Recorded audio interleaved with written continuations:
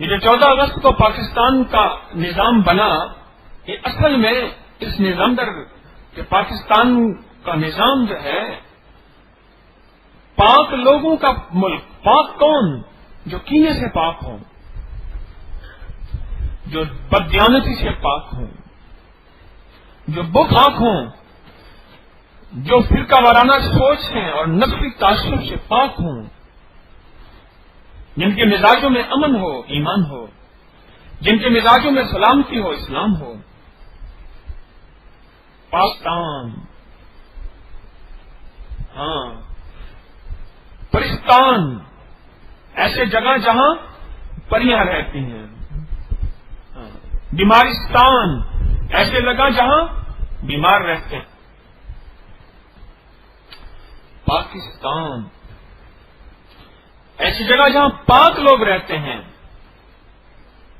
جو ملاوٹ سے پاک، جن کی نظریں ملاوٹ سے پاک، جن کے ملاوٹ سے پاک، جن کی سوچیں ملاوٹ سے پاک،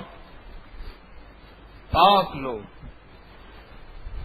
جو اپنی زندگی کو دیانت صداقت پہ گزاریں گے،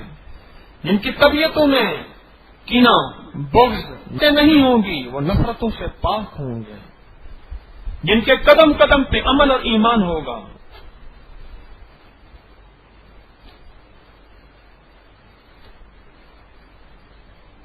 وہ پاک لوگ،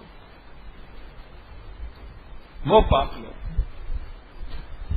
اگر یہ پاک بننا ہے تو پھر اس کے لیے صرف اسلام ہے، اور اس کے لیے ہمیں جو ٹائٹل ملا تھا کہ پاکستان کا مطلب کیا، لا الہ الا اللہ، وہ یہی ملا تھا، وہ یہی ملا تھا۔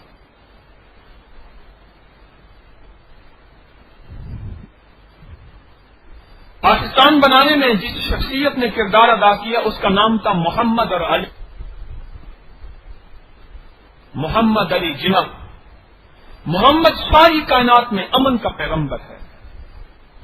اور علی امن اور شجاعت کے بہترین آئیڈیل ہیں۔ علی میں بھی ہے،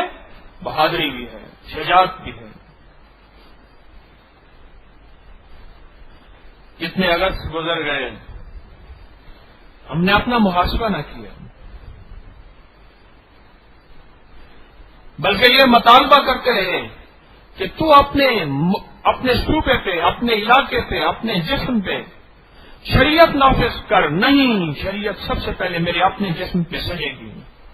میرے اپنے گھر میں سجے گی، اپنی سوچوں میں سجے گی، میرے اپنے کاروبار میں سجے گی، میرے اپنے لین دین میں سجے گی،